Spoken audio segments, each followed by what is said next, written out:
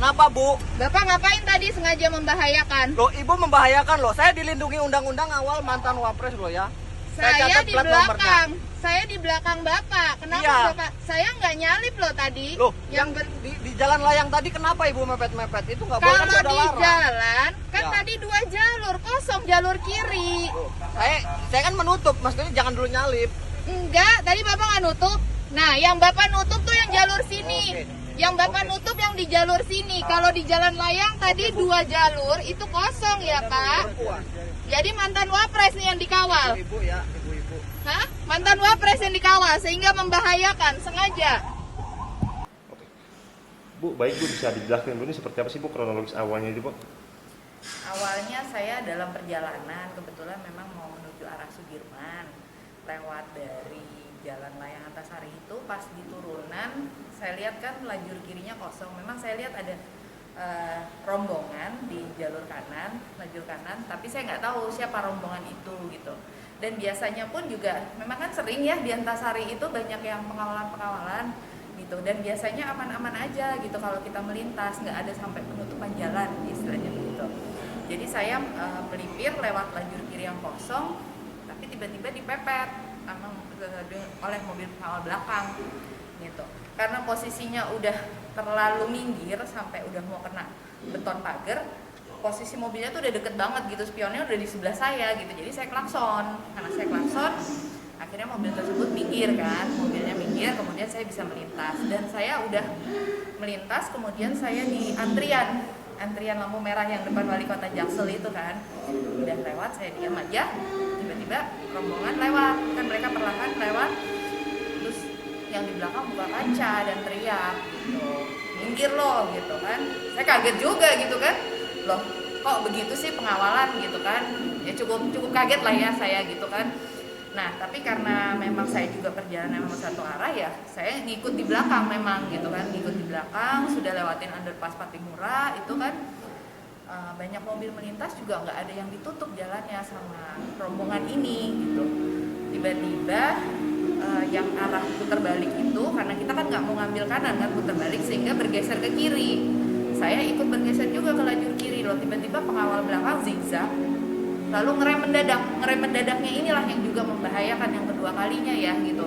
Karena saya juga langsung sigap ngerem dan itu barang-barang sampai jatuh di mobil gitu. Kaget banget gitu. Nah kemudian saya ngikutin di belakang. Ketika dia memberikan ruang saya untuk lewat, saya pun juga nggak berani maju kan gitu. Tapi karena dipanggil, namun saya juga cukup shock dan takut ya gitu ya, namanya pengawal kita nggak tahu kan. Kita sering sekali gitu melihat kejadian-kejadian arogansi di jalanan gitu, apalagi kalau misalnya ini pengawal ini kan, saya takut juga kalau misalnya mereka memegang senjata tajam atau apa gitu. Jadi saya memang merekam gitu untuk sebagai pegangan saya kalau kenapa-napa gitu kan. Nah ya terjadilah itu seperti yang di video itu. Ternyata saya sampaikan keluhan saya, kenapa Bapak membahayakan saya posisinya gitu loh. Kalau ngerem mendadak itu kan bahaya banget gitu, kita jarak dekat loh. Tapi ya jawabannya seperti itu gitu. Berarti saat itu Ibu melintas dari arah Cipete menuju Fatmawati atau gimana Bu?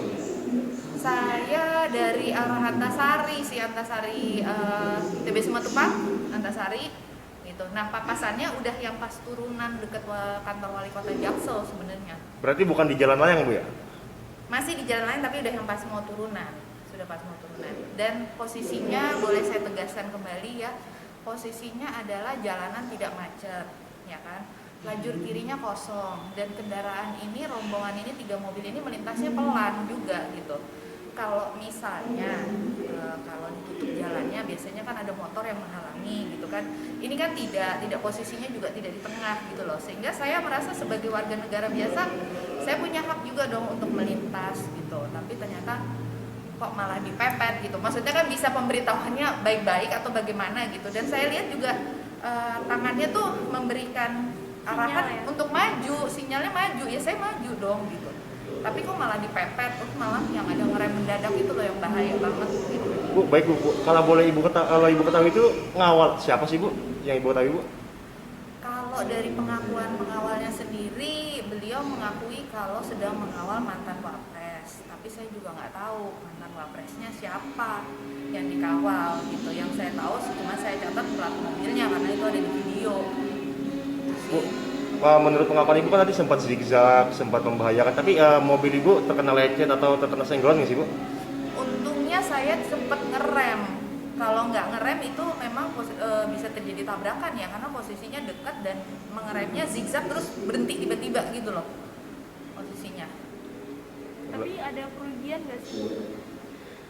Kerugian secara material sih tidak, tapi tentu saja saya sebagai warga pengguna jalan gitu, tentu ada ketakutan dong gitu. Kalau misalnya saya tiba-tiba papasan lagi di jalan dengan yang pengawal seperti ini, bagaimana gitu loh. Kalau sebagai rakyat lain yang tidak bisa bersuara seperti apa gitu reaksinya gitu loh. Kan kebanyakan juga pasti akan shock juga ya, kaget ya gitu kok ditegurnya seperti itu gitu loh. Bukan ini termasuk dalam perbuatan tidak menyenangkan ya? Itu mendapat perbuatan tidak menyenangkan dari salah seorang pengguna jalan juga yang kebetulan juga lagi ngawal mantan wapres katanya.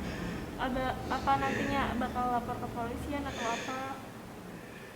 Kalau terkait dengan pasal perbuatan tidak menyenangkan sebenarnya itu sendiri sudah dihapuskan ya oleh putusan MK gitu. Tapi dalam hal ini sih mungkin lebih ke mengacunya pada Undang-Undang Lalu Lintas dan Angkutan Jalan, bahwa setiap pengguna jalan itu berhak untuk mendapatkan rasa aman ketika sedang berkendara gitu, bebas dari rasa takut ketika sedang mengendarai kendaraannya. Nah, hal-hal ini yang mungkin perlu disadari bersama gitu. Kalau misalnya memang minta hak prioritas untuk didahulukan, tentu juga ada tata caranya, tentu juga ada prioritas penggunaannya, keperluannya untuk apa, dalam kondisi apa, kan kondisinya diatur kan, kondisi-kondisi tertentu. Dan kalau misalnya memang menutup jalan, memang nggak boleh ada orang yang melewat, ya mungkin diberikan signal yang lebih jelas. Karena selama ini saya biasanya kalau memang benar-benar nggak boleh lewat, biasanya ada motor rider kan di belakang yang benar-benar jaga, tutup, steril gitu. Tapi kan seperti bisa dilihat sendiri, itu kan menuju ke Sudirman pun Sudirman rame, mobil lain tidak ada loh yang dihalangi gitu loh oleh mobil rombongan ini gitu. Kenapa cuma saya aja yang dihalangi, saya juga bingung itu. Ada ancaman pada saat itu? Ya itu ya, dibilang mau dicatat nomor polisi saya gitu kan. Ya nggak tahu ya saya pergunanya untuk apa ya gitu kan gitu. Tapi mungkin juga karena melihat saya merekam, tiba-tiba kan berubah gitu. Ya udahlah Bu, ya udah gitu kan. Sini. Bu, boleh dijelasin kembali Bu, apakah ada kemungkinan Bu melapor ke pihak berwajib Bu? Saya sih sempat kepikiran ya sebagai warga negara punya hak untuk melapor juga. Tapi dalam hal ini saya masih menunggu itikat baik dari rombongan tersebut lah gitu. Kalau misalnya memang bisa dikomunikasikan dengan baik, ya kenapa tidak gitu kan. Mereka nggak ada sempat minta maaf ya Bu berarti? Sama sekali tidak ada permintaan maaf, tapi justru saya yang dituduh membahayakan keselamatan gitu. Padahal kalau dalam video itu kan itu sebenarnya udah ibaratnya pertemuan kedua. Waktu dia menegur saya yang buka jendela teriak itu kan sebenarnya dia udah lihat saya wanita gitu kan. Seberapa bahayanya sih saya gitu kan, saya nggak tahu ya gitu, sampai harus dihalangi sampai berhenti mendadak itu saya nggak paham juga sih ininya. Jangan lupa subscribe ya.